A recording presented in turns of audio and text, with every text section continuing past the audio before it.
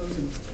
When she started this job 2 months ago, in the hopes of stretching her and Rish's dwindling resources, she'd been hyper-conscious of all the customers who entered the shop.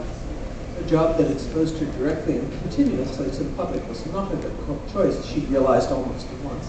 But it had been the entry-level position she could get with the limited fake references she commanded. A promotion to the back office was mentioned, so she hung grimly on. It was being slow in opening up, though, and she wondered if the boss was stringing her along. In the meanwhile, her jagged nerves had slowly grown habituated, until now. He was tall for a local, quite good-looking too, but in a way that fell short of sculpted or engineered perfections. His skin was Kamaran pale, set off by a long-sleeved, dark blue knit shirt. Gray, multi-pocketed, sleeveless jacket worn over indeterminate blue trousers. Shoes very shiny and not new, and a conservative, masculine style that seemed familiar but annoyingly eluded recognition. He carried a large bag, and despite the time, wheeled around looking at the displays. Her co-clerk, Dot, took the next customer. She finished with her own, and the fellow glanced up and stepped to the counter, smiling. "Hi there." With difficulty, he dragged his gaze from her chest to her face. "Manager?" Didn't take that long to scan her name tag. "Slow reader, are you? Why, yes, I get a lot of those." Tej returned the smile with the minimum professional courtesy to a customer who hadn't actually done anything really obnoxious yet. He hoisted his bag to the counter and withdrew a large, asymmetrical, and astonishingly ugly ceramic vase. She guessed the design was supposed to be abstract, but it was more as if a party of eye-staring polka dots had all gotten falling down drunk. "I would like this packed and shipped to Vorkosigan.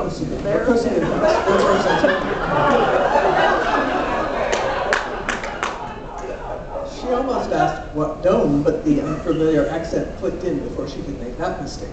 The man was not Kamaran at all, but a Barry-Yaran. They didn't get many Barry-Yarans in this quiet, low-rent neighborhood. Even a generation after the conquest, conquerors tended to cluster in their own enclaves, or in central areas devoted to the planetary government and off-road businesses, or out near the civilian or military shuttle ports. "Is there a street address? Scanner code?" "No, just use the scanner code for the planet and city. Once it gets that far, it'll find it." Surely it would cost this man far more to ship this object to a planet 5 wormhole jumps away than it was worth. She wondered if she was obliged to point this out. "Regular or premium service? There's a slight price difference, but I have to tell you, Express won't really get there much faster." It all went on the same jump ship after all. "Is it more likely to arrive intact with premium?" "No, sir, it will be packed just the same. There are regulations for anything that goes by jump ship."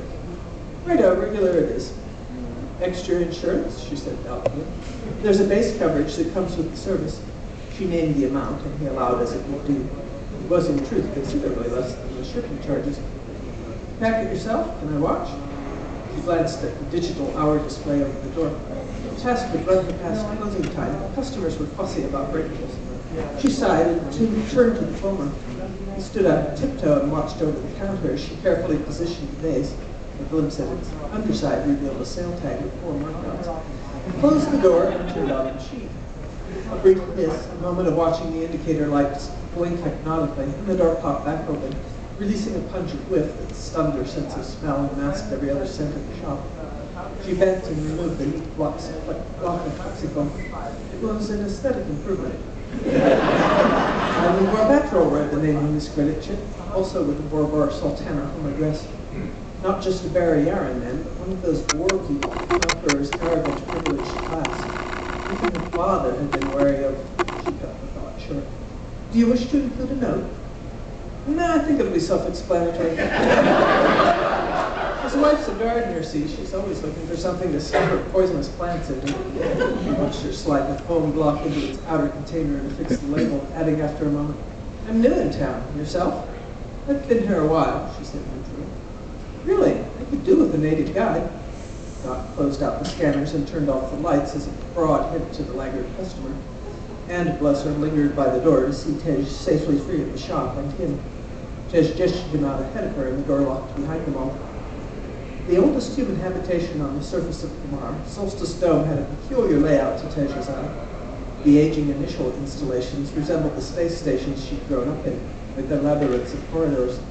The very latest sections were laid out as separate street-linked buildings, but under vast, soaring, transparent domes that mimicked the open sky the residents hoped to have someday when the atmospheric terraforming was complete. Middling areas, like this one, fell between, with much less technologically ambitious domes that still gave glimpses of an outside where no one ventured without a breath mask. The passage that Swift Shift confronted was more street than corridor anyway, too broad for the persistent customer to easily obstruct her. "Off work now, huh?" he inquired ingenuously with a boyish smile. It's a little old for boyish smiles. "Yes, I'm going home." Tej wished she could go home, really home. How much of what she'd known as home still existed?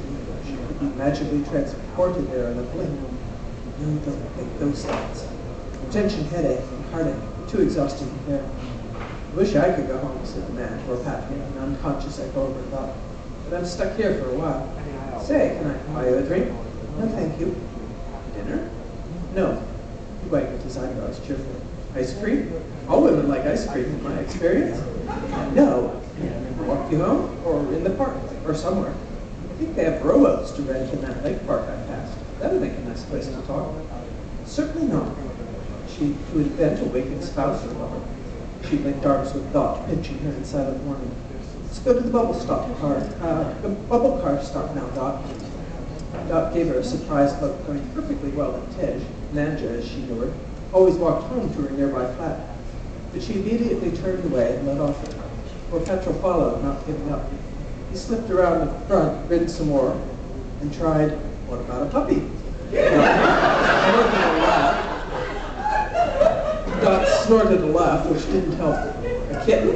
They were far enough from Swift shipping now that the customer politeness rules no longer applied, Tej decided. She snarled at him, "Go away!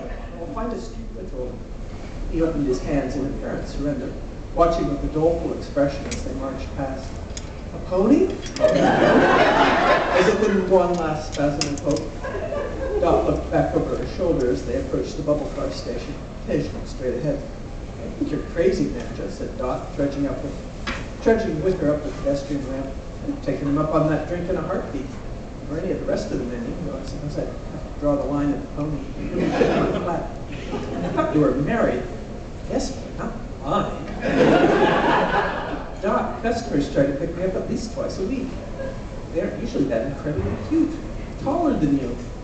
"What's that have to do with anything?" said Tej, irritated. "My mother was a head taller than my father, and they did fine." She clamped her jaw shut. "Not so fine now."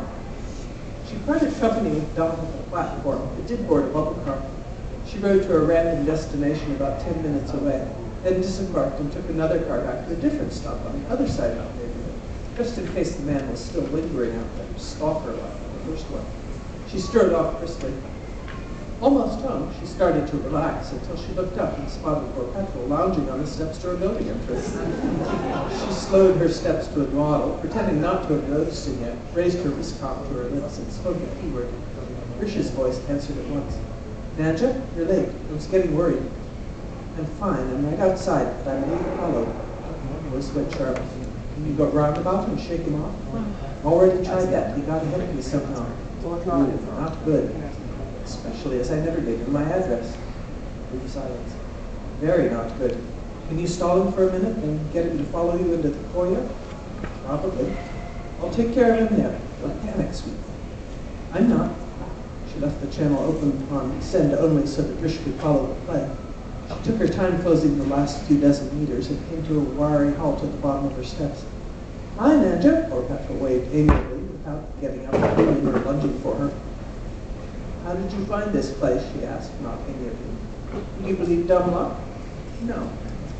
Pity." He scratched his chin in apparent thought. "We could go somewhere and talk about it. You can pick where if you like." She simulated a long hesitation while calculating the time needed for Rish to get downstairs. "Just about now." "All right, let's go inside."